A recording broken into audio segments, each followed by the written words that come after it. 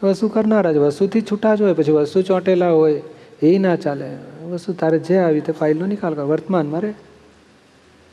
એટલે આમ ધીમે ધીમે બધું જુદું પાડવા માગીએ છીએ આપણે. પેલી વ્યક્તિ માટેનું, કામ માટેનું, પોતાની જાત માટેનું, કેટલા બધા જુદા જુદા ખાના પાડવાના, પછી એક એક સ્લાઇસ જુદી જુદી પાડવાની. બરાબર. અને કશું ના જડે ને તો આ 2 વાક્ય 3 વાક્ય તો પકડી લેવાના કે મારે સામાન દોષ નથી જોવા. દેખાય ના જબરી છે તો હે દાદા ભગવાન આ ખોટું થાય છે, મારે કોઈને દોષ જોવા નથી, મને નિર્દોષ જોવાની શક્તિ આપો. એવું કંઈક ગોઠવીને પાછા ફરવાનું શરૂ થવું જોઈએ. નહીં તો આપણો આ દોષ જોયા જ કરીશું ને, અંત નહીં આવે. આ સંસારમાં ભટકીશું આપણે. બીજાના દોષ જોવાથી એટલા બધા રખડ્યા છીએ અને હજુ રખડવાનું થશે. અને કંઈક ક્ષણના સુખ માટે બોલો, એ 24 કલાકનો દાડો, એમાં 2 કલાકનું રસોડું અને 2 મિનિટનું પેલું દેખાય કે આવી મગજ આઉટ થઈ જાય. અને આ 2 મિનિટનો દ્વેષ કેટલાય અવતારનો ભટકામણ કરી નાખશે. શું સુખી થયા આપણે. અને એટલું બધું કેટલીક તો આને કાટલું કાઢો કે છે ત્યાં સુધીનું મારી નાખવા સુધીનું થાય. એટલું બધું મોહ, એટલું બધું તે વેર જાગે બોલો. અને આ સંસારમાં આપણે કંઈ જ મળતું નથી બોલો. બીજા કે તમે સારું કર્યું એમાં આપણે કંઈ ધન્ય થઈ ગયા. અને તમે કાંઈ કરતા નથી, બસ આડા આવો છો વચ્ચે બધાની, એમાં કે આપણે દુઃખી થવાની જરૂર છે. પણ શું અહંકારે માની બેઠો છે, ઓહો આ સર્વસ્વ મારું આ જ છે. અને લોકો આ અહંકારને લોકો ધક્કા મારીને કાઢે. તું આત્મામાં જા, હું કરું તો કે ના તું અકર્તા છે થા. બધું જગત આપણને આત્મા ભણી મોકલે છે, ત્યારે આપણે આત્મા ભણી જવું નથી. અને આ સીટ છૂટી એટલે બીજી સીટ આપણે પકડીને પાછું કકડાટ કરી મૂકીએ છીએ. બીજી સીટ પકડવી નથી ને આ છોડવી નથી ને કકડાટ કરી મૂકીએ છીએ. શું શેના માટે આપણે કકડાટ કરી છે? શું જીવનમાં કઈ ઘડી આ ટપ થઈ જશે? કંઈ ભરોસાવાળી દુનિયા છે ના. તો પછી આ શેના માટે આ નાની નાની વસ્તુઓમાં આપણે આટલો બધો મોહ રાખીએ છીએ? એટલે આ બધાને એનાલિસિસ આપણે પસ્તાવા થવા જોઈએ, ખૂબ ખોંચવું જોઈએ. અરે આ સંસારમાં કાંઈ સુખ લેવા જેવું નથી. કોઈ વ્યક્તિને દ્વેષ કરવા જેવું નથી, કોઈનો મોહ કરવા જેવું નથી. 2 જણા સારું કે વસુબેન તમે જાઓ, તમે તો જોઈએ જ રસોડામાં તો બસ થઈ ગયું, આ લોકો મારી માટે કેટલું સારું. અને 2 જણા કે રસોડામાં હવે તમે ઓછું કરો, બીજું ઘઉં ચોખા સાફ કરો, બીજા બધા સંભાળે છે તો મને ખસેડવી છે કે છે. બસ આની દાનત હું ઓળખું આને પહેલેથી કે છે, મને કાઢવી જ છે આને. તો એની પર એટલો બધો દ્વેષ. આ શેને માટે દ્વેષ ને શેને માટે રાગ? શું આપણે બાંધી લેવાનું છે આમાંથી? અને કંઈક આવા આપણે નહોતા તોય આ રસોડું ચાલતું હતું, આપણે ગયા પછી રસોડું ચાલશે.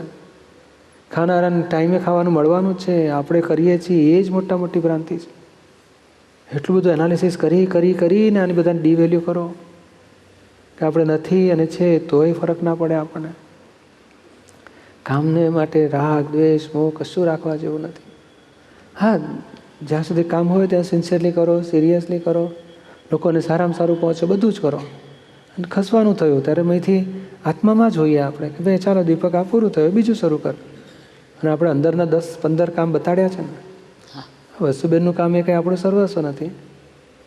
એટલે આમ ધીમે ધીમે આપણે એવા જ્ઞાનમાં આવવા માગીએ છીએ કે આપણે 5 આજ્ઞા, જાગૃતિ બધું આપણું અકબંધ હોય અને જગતનો જે વસુબેનનો વ્યવહાર ચાલ્યા કરતો હોય. ઓછું થાય, વધારે થાય, ના થાય, બધું બદલાયા કરે. સમજાય ને? હા. અને દીપકભાઈ આપણે જાત્રામાં હતા ને ત્યારે વસુને સપનું આવ્યું હતું. તો તમે છે ને તો 3 વખત વસુને ભેટ્યા અને પછી તમે ખોડામાં માથું રખાયું અને 3 વખત આ પાછળ જેમ નીરુમાં થાબડતા હતા ને એ રીતે થાબડ્યા હતા વસુને. પછી ત્યાર પછી જે ચિત્ત છે ને જે બીજી જગ્યાએ કોઈ વખત જાતું હતું એ ક્યાંય નથી જાતું, અંદરમાં આવી જાય છે હવે. બહુ સરસ. એ રીતના થયું. બહુ સારું. મૂલચંદભાઈ, ચરણવિધિ અમુક દિવસમાં એકવાર કરીએ છીએ. અચૂક છે. હા, મેં તો અમુક દિવસ નહીં, અચૂક દિવસ. એ બરાબર છે. ચરણવિધિ ધ્યાનપૂર્વક એક ચિત્તે કરીએ છીએ, એમાં બહુ જ આનંદ આવે છે. વાંચન દરમિયાન અમુક શબ્દોના અર્થ સમજાતા નથી, જેવા કે અનન્ય શરણું, નિધિધ્યાસન, અચ્યુત, અવ્યાબાદ, ટંકોત્કીર્ણ, પરમાનંદ, અબૂત, પડછન વગેરે. પડછન, અબૂત, પડછન વગેરે શબ્દોના અર્થ સમજાવવા વિનંતી. અમૂર્તના દર્શન એવો એટલે શું સમજાવશો?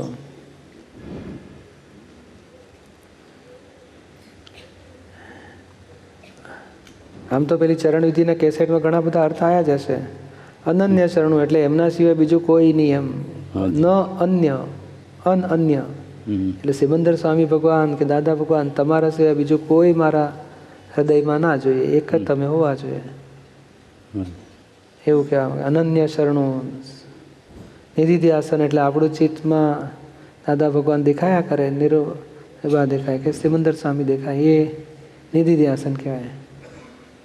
અચ્યુત એટલે જે આપણને કે ને ખસેડ્યા કે છે ને કે મને હું એ બેઠેલો મને ખસેડ્યો, પોતે મારી સીટ ઉપાડી લીધી, બીજી સીટમાં મને બેસવાનું, તો આ સીટ ઉપરથી છોડાવે ત્યારે અચ્યુત કહેવાય. નહીં રાજાને સિંહાસન પરથી ખસેડે રાજમાંથી, એને પદચ્યુત કર્યા કહેવાય, નથી કહેતા? એ પદચ્યુત એટલે આ પદ છોડાવીને બીજું પદ આપવું. તો આપણે આત્મા સાથેનો સંબંધ કેવો છે? તો કે અચ્યુત છે, કોઈ એને છોડાવી ના શકે. અને રિલેટિવ સંબંધ બધા છોડાવ્યા વગર રહેશે નહીં. તો કે હું ધણી છું તો સંજોગ બદલાશે, છૂટી જશે. હું બાપ છું, છૂટશે. હું માણસ છું, છૂટશે. હું આત્મા છું, નહીં છૂટી શકે. અવ્યાબાદ સ્વરૂપ એટલે બાધા પીડા કોઈ આપણને આપી શકે નહીં, આપણે કોઈને આપી શકીએ નહીં. એવો આત્મા છે, એવા આપણે પોતે છે. આપણાથી કોઈને દુઃખ થઈ શકે જ નહીં. હવે આપણે હું આત્મા છું તો અવ્યાબાદ સ્વરૂપ છે. તમે કહો કે હું મૂલચંદ છું તો અહંકારથી બીજાને દુઃખ થયા વગર રહેશે નહીં, અને અહંકારથી પોતે દુઃખી થયા વગર રહેશે. એટલે અહંકાર છૂટ્યો તો પોતાનાથી કોઈને દુઃખ નહીં થાય, કોઈનાથી આપણને દુઃખ નહીં થાય. એવું આપણે આત્મા એવો છે કે બાધા પીડા અડી ના શકે. ટંકોત્કીર્ણ એટલે આત્મા અને જળ તત્વ ગમે તેટલા કાળથી જોડે ને જોડે રહેવા છતાં પોતપોતાના ગુણધર્મ બગડ્યા નથી, બદલાયા નથી, એકબીજામાં ભળી ગયા નથી, એટલા ચોખ્ખા જ છે. માટે કલાકમાં છૂટો પડી શકે છે ને. અને ગમે ત્યારે ગમે તેવું તોફાન થયું હોય ને સંસારી, તોય તમે જો જુઓ ને તેલ ને પાણી જુદા જ હોય, આત્મા ને અનાત્મા જુદા જ હોય. ભ્રાંતિથી મને આવું કહે છે ને મને ના પાડીને મને આમ કરી નાખ્યું, એ અહંકારને તોફાન હોય છે. કે આત્મા બગડ્યો નથી ગમે ત્યારે પણ, એ બગડ્યો નથી. એ ટંકોત્કીર્ણ ગુણ સ્વભાવ ધરાવે છે. પરમાનંદ એટલે આનંદ. આનંદ કયો આનંદ? તો કે કોઈના આધાર વગરનો નિરાલંબ આનંદ ને પરમાનંદ કહેવાય. એબ્સોલ્યુટ, કેવળ, કોઈના આધારે ના હોય, પોતાના આત્માના આધારે હોય એવું કહેવાય તો ચાલે. પણ આત્મા પોતાનાથી જુદો નથી. આ તો અહંકાર થયો એટલે જુદો લાગે. આત્મા જુદો ને હું મારો આત્મા ને હું આત્મા તરફ જઉં છું. બાકી પોતે આત્મારૂપ થાય ને પછી આત્માથી જુદો નથી. અને એને પરમાનંદ હોય પછી પરમ દશા, પરમ દશાનો આનંદ એમ. અબુધ એટલે બુદ્ધિથી પર થઈ ગયા છે, બુદ્ધિના પરિણામો જેને ખલાસ થઈ ગયા હોય, અથવા તો બુદ્ધિ ઊભી થતી હોય તો એ પોતે બુદ્ધિથી મુક્ત જુદા જ રહેતા હોય, પોતાની અબુધ દશા કહેવાય. પડછંદ એટલે વિરાટ સ્વરૂપ. વિરાટ એટલે કયું? આ સંસારના વિરાટ નહીં કે આ તો 6.5 ફૂટનો છે, હું તો 5 જ ફૂટનો, એ બધું વિરાટ ના કહેવાય. વિરાટ એટલે જ્ઞાન દશામાં એટલા બધા ઊંચા છે કે અજ્ઞાનથી અહંકાર ઊભો થાય, અહંકાર ચૂપ થઈ જાય એમની પાસે. અહંકાર જ ઓગળી જાય ને, સમર્પણ થઈ જાય ત્યાં. અમૂર્તના દર્શન, આ બધું આંખે સંભળાય, આંખે દેખાય, કાને સંભળાય, એ બધું મૂર્ત દેખાય, હાથેથી અડાય, સુગંધ આવે, બધું મૂર્ત કહેવાય. અને આત્મા અમૂર્ત છે. ત્યાં આપણને જાગૃતિ રહેવી જોઈએ કે આ દેખાય છે ઇન્દ્રિય પ્રત્યક્ષ, મૂર્ત છે. આત્મા અતિન્દ્રિય પ્રત્યક્ષ છે, અમૂર્ત છે. એમ તમારી મારી વટે આકાશ છે, આ લાઇટના પ્રકાશથી બધી છે પણ આપણે દેખી શકતા નથી. પછી એમાંથી દેખાય કે લાઇટથી આ બધી વસ્તુઓ દેખાય છે પણ લાઇટ નથી દેખાતો. લાઇટ અમૂર્ત કહેવાય. એવો છે આત્મા. એક બીજો પ્રશ્ન છે, ક્રમિકની સામાયિક ને અક્રમિક સામાયિકના સરખા ફરક? બહુ ફરક એમાં. હાજી. ક્રમિકની સામાયિકમાં તો નિયમ પ્રમાણે એણે કંઈક સામાયિક બાંધે, પછી સામાયિક છોડે ને પછી કંઈક ક્રિયાઓ કરે કે માળાઓ કરે કે કંઈ સ્વાધ્યાય કરે કે વાંચન કરે. અને અક્રમમાં તો ચોપડી વાંચવા નહીં, મૂલચંદભાઈના દોષોને વાંચવાના, એના વિચારને, એના વાણીને, એના વર્તનને, પછી અહંકારને, બુદ્ધિને, ચિત્તને, માન્યતાઓને બધાને જુદું જોવાનું આત્મામાં રહીને. એ આપણી સામાયિક.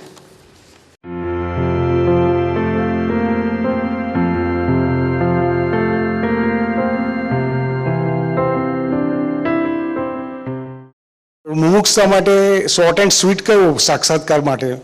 આ શોર્ટકટ છે, શોર્ટેસ્ટ કટ છે. અર્જુનને બોલો લડાઈમાં 18 અધ્યાય પૂરા થયા તો એ આત્મજ્ઞાની થઈ ગયો. હાજી હાજી. શું નામ તમારું? કનુભાઈ પટેલ. તો ખરેખર કનુભાઈ છો? હાજી. હું કનુભાઈ. દેહનું નામ છે આ. હા, દેહનું નામ છે. આ કોથળો છે, કોથળો. આ કન્ટેનર છે. દેહ કન્ટેનર એ છે. દેહનું નામ છે. હાજી પણ કોઈ કે ના કનુભાઈ મારું બગાડ્યું એટલે આપણને અસર થાય કે દેહને અસર થાય? હાજી. હે? ના અરે આપણને અસર થાય. આ શું કોણ બોલ્યું મારા નામનું? શું સમજે છે? મેં શું કર્યું? કંઈ ખોટું કરતો નથી, જિંદગીમાં ખોટું કર્યું નથી. હાજી હાજી. તરત ઉછળી પડે. એટલે કનુભાઈ એક છે, આત્મા આત્મા. બીજો છે ને વચ્ચે આ ત્રીજું તોફાન ઊભું થઈ ગયું છે. હાજી. હું કનુભાઈ માનો છું. હવે એ અજ્ઞાનતાને તોડવાની છે કે ભાઈ જ્ઞાન પ્રાપ્ત કરવાનું છે. એ કનુભાઈ તો શરીરને ઓળખવાનું લેબલ છે. તો આપણે પોતે કોણ એને જાણો. હાજી જેમ કે ને આ દેહ મારો છે કહીએ તો માલિક અને વસ્તુ બે જુદી જ હોય ને. હાજી. તમે કહો આ ઘડિયાળ મારી છે તો ઘડિયાળ અને કેનારો જુદો હોય કે ના હોય? હાજી. જુદા હોય ને. હા, મારા હાથ મારા પગ તો મારું કેનારો હું જુદો પડ્યો કે નહીં? પડ્યો પડ્યો. એ રીતે આ કનુભાઈ મારો દેહ છે કહો છો તો કનુભાઈને મારો કેનારો હું હું કોણ? કોણ છું એ જ. પછી આ ઘર મારું છે કે તો ઘર અને કેનારો જુદો જ હોય. તે વાઈફ શેમાં આવે? આઈમાં આવે કે માઈમાં આવે? My wife, my children, my business, identity જુદી છે બંને. હા, તો આઈ કોણ? આઈમાં શું આવે? I without my is pure soul. Yeah. એ ઓળખવાનું છે.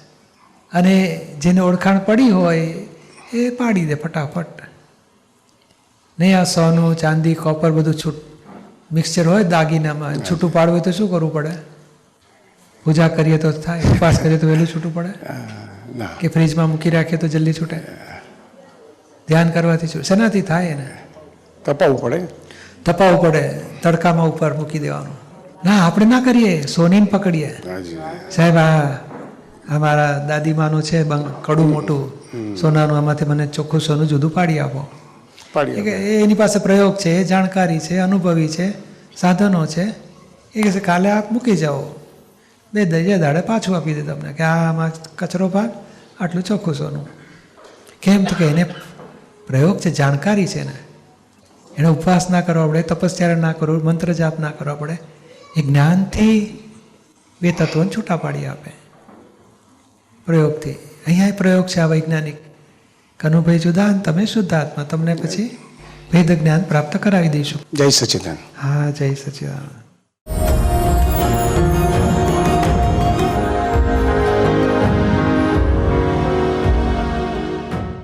આમચી મુંબઈના રહેવાસીઓ એટલે કે મુંબઈકરના પુણ્યોદય 2019માં પ્રાણ પ્રતિષ્ઠા થઈ નિષ્પક્ષપાતી ત્રિમંદિર મુંબઈ બોરીવલી ખાતે. ભારતના મુખ્ય 3 ધર્મ જૈન, વૈષ્ણવ અને શૈવનો સમન્વય આ નિષ્પક્ષપાતી ત્રિમંદિરમાં જોવા મળે છે.